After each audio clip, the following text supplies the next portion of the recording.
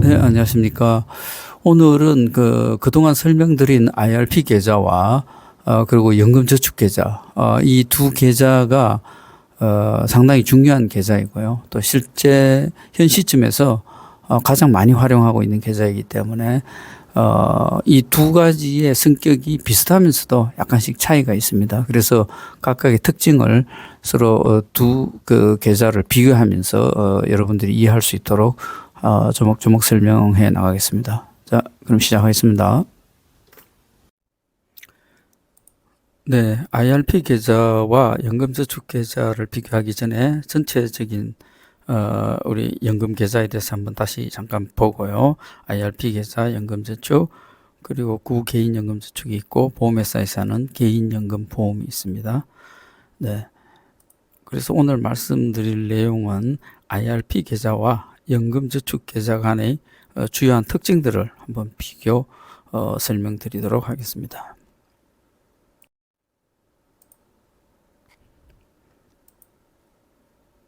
자, IRP 계좌는 개인형 IRP와 뭐 기업형 IRP, 사실 기업형 IRP는 여러분들이 크게 아실 필요 없습니다. 이거는 중소기업 10인 이하의 종업원을 고용하는 데서 어떤 기업형 IRP 계좌를 도입하면 일종의 연금 제도처럼 퇴직금을 운영할 수 있는 하나의 시스템일 수도 있고요. 일반적으로 우리 개인은 개인형 IRP에다가 이제 퇴직금을 받는다든지 아니면 개인 자산을 연간 1,800씩 넣는 그게 이제 개인형 IRP 계좌로 볼 수 있고요. 연금저축은 금융기관에 따라서 펀드, 보험, 신탁 이렇게 세 가지가 있었는데 아마 2017년도인가 그 은행에서 신탁 상품에 대해서 이제 하지 않는 거로서 반납을 하게 되었고요.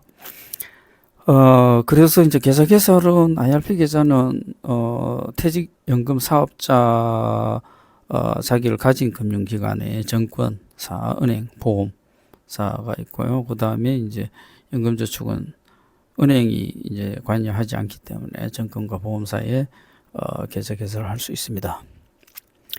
가입 자격은 IRP는 반드시 소득이 있어야 됩니다. 그래서 직장 다니실 때 IRP 계좌를 만들어 놓는 게 좋고요. 은퇴하고 나면 소득이 만약에 없다면 이 IRP 계좌도 현행에서는 만들 수도 없습니다. 저 같은 경우도 이제 그 IRP 계좌를 한 두세 개를 운영하는 게 좋거든요. 은퇴 후에 한 개가 더 필요했는데 마침 주택연금 사업자로 제가 등록되어 있는 바람에 거기서 나오는 소득이 조금 있습니다. 임대료 조금 받고 있는데 그로 인해서 소득이 증명되어서 추가적으로 IRP 계좌를 만들 수 있었습니다.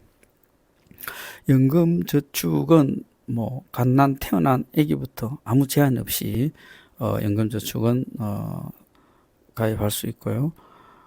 가입 기관의 한도도 한 기관에 IRP는 한 기관에 한 계좌만 만들 수 있도록 되어 있고요. 연금저축은 제한이 없습니다. 그리고 납입 한도는 IRP라든지 연금저축 그리고 DC 즉 직장 다닐 때는 DC나 DB로 운영을 하지 않습니까? 퇴직금을. 그래서 이런 곳에 추가 납부를 할 수 있는 것 전체를 합쳐서 1,800만 원 한도가 되겠습니다.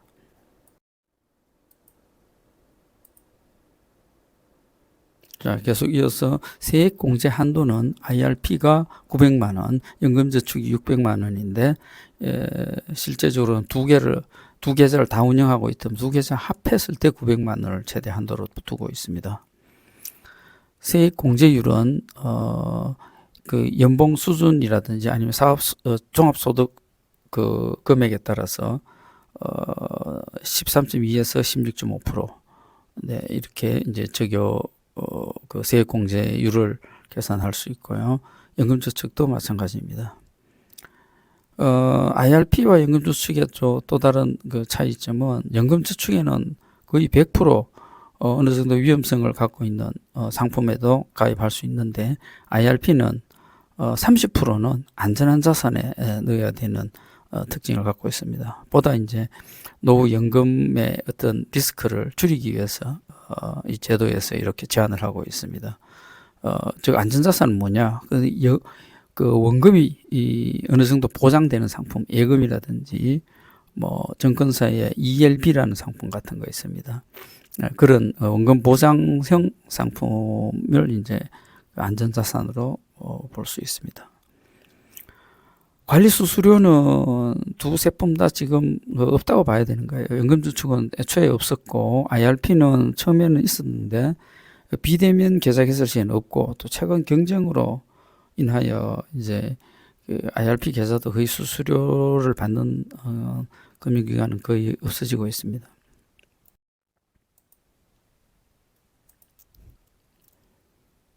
자, 그 다음에 이제 세액공제 외 혜택. 사실 이게 실질적으로는 이게 큰 도움이 됩니다. 그 과세 이연, 즉, 그 IRP 계좌 안에서 어떤 예금을 해서 이자를 받거나 아니면, 무슨, 펀드를 해서 배당 같은 걸 받는다든지 했을 때 또 차익이 생긴다든지 했을 때 세금 내는 게, 이연되는 거죠. 안 내고 그거를 전체를 다시 합쳐서 다시 그 기간이 끝나면 또 이어서 투자를 할 수 있기 때문에 일종의 복리 효과를 누릴 수 있습니다. 그리고 여기서 나오는 이자나 이런 이득에 대해서는 건보료라든지 금융종합소득에도 적용이 되지 않습니다. 사실 어느 정도 금융자산이 있으신 분들은 그래서 IRP라든지 연금저축계좌는 반드시 활용할 수밖에 없죠. 여기에서는 이제 상당히 이게 실제적으로 큰 도움이 되고 있습니다. 그 다음에 이제 중도 인출은 IRP 계좌는 연금저축보다 조금 더 뭐 세액공제라든지 혜택을 더 주면서 퇴직연금법에 정한 중도 해지라든지 이런 것들을 좀 몇 가지 사유를 만들어 놓고 중도 해지는 못하게끔 하고 있습니다. 그러나 이제 연금저축은 비교적 수월하고요. 그러나 중도 해지했을 때 그 금액에 대해서는 기타 소득세 16.5%를 부과합니다. 그냥 연금으로 타거나 나중에 하면 3.3에서 5.5%인데 그래서 이러한 부분 중도 해지했는 금액에 대해서는 세액공제 받은 돈을 그대로 토해내는 개념이죠. 그리고 IRP 계좌는 돈이 거기 아무리 많이 있어도 자기가 뭐 대출을 많이 받아가지고 빚을 못 갚더라도 압류가 되지 않는 그런 계좌입니다. 그러나 이제 연금저축은 압류가 될 수 있는 계좌이고요. 기타 담보대출도 둘 다 가능은 한데 실질적으로 그 IRP 계좌에서는 쉽게 대출하기가 쉽지 않은 은행에서 좀 쉽게 대출을 해주지 않는 그 계좌로 좀 알려져 있습니다.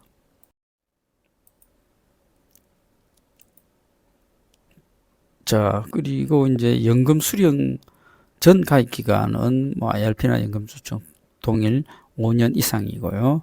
과거 법 개정이 되기 전에는 유지해야 되는 게 이제 10년 이상이었죠. 가입하고 10년 동안에는 유지해야지 이제 연금으로 탈 수 있는, 수령할 수 있는 그런 조건이 되었죠. 네. 연금 수령 기간이 이제 10년으로 바뀌었고, 연금저축도 동일합니다. 이것도 그전에는 이게 5년이었고요. 네. 연금 한도 초과, 인출 시에는 뭐 앞에서도 설명드렸듯이 16.5%이고요. 분리과세 한도는 연간 1,500만 원입니다.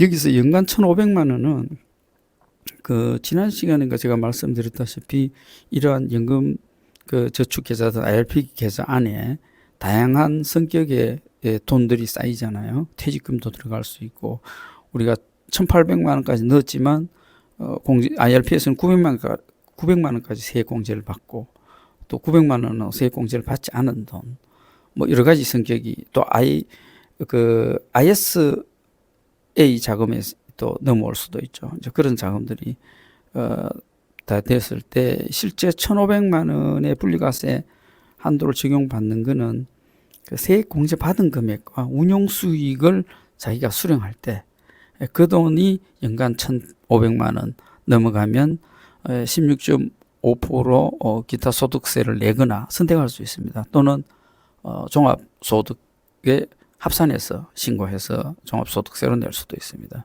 이거는 이제 만약에 은퇴 후에도 뭐 직장 생활을 한다든지 하면 다른 수익들이 많기 때문에 종합소득세가 올라갈 수가 있죠. 그러나 뭐 특별하게 소득이 없다면 실질적으로 16.5% 내는 것보다 종합소득으로 풀어서 하는 게 더 다양한 또 공제를 받을 수 있기 때문에 더 유리할 수 있습니다.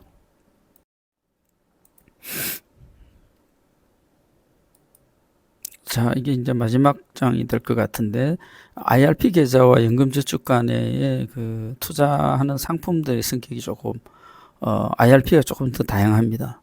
그 연금저축보다는요, 연금저축은 주로 펀드, 관련된 상품들에, 투자할 수 있는 반면에, IRP에서는 채권에도 할 수 있고, 또 그 인프라 펀드, 우리 맥클리 인프라라는 그 상품이 있잖아요. 예, 그런 그 인프라 펀드에도 투자할 수 있고요. 그 다음에 가장 큰 특징은 예금이라든지 원금 보상되는 예금이라든지 또 ELB 또 보험 상품 중에서도 원금 보상되는 그런 상품들을 에도 이제 가입할 수 있습니다. 그리고 또 다른 특징은 ETF를 구매할 때 매매 수수료가 IRP는 없는데 연금저축에서는 ETF 매매 수수료가 있습니다. 그리고 이 두 계좌 모두 그 비고란에 보시면 개별 주식은 살 수 없고요. 그 다음에 이제 뭐 일종의 자기 자본 외에 대출까지 끼어들여서 이 레버리지 하는 게 지렛대란 말이잖아요. 그래서 그런 효과를 해서 2배, 3배의 효과를 올리는 레버리지성 상품도 안 되고, 인버스 상품은 거꾸로란 이야기잖아요. 그러니까 일반적으로 주가가 오르면, 수익이 높아가는데, 이 바람직한 방향이죠. 근데 여기서는 오히려 오르면 내려가고, 수익이 내려가면 오히려 수익이 올라가는 그런 상품을 인버스 상품이라고 합니다. 그런데도 그런 고위험 상품에도 투자가 안 되고요. 단 연금저축 펀드에서는 리버스와 인버스성 ETF는 투자 가능합니다. 여기 이제 파생형 ETF라 그러는데 즉 레버리지 ETF나 인버스 ETF를 의미합니다. 자,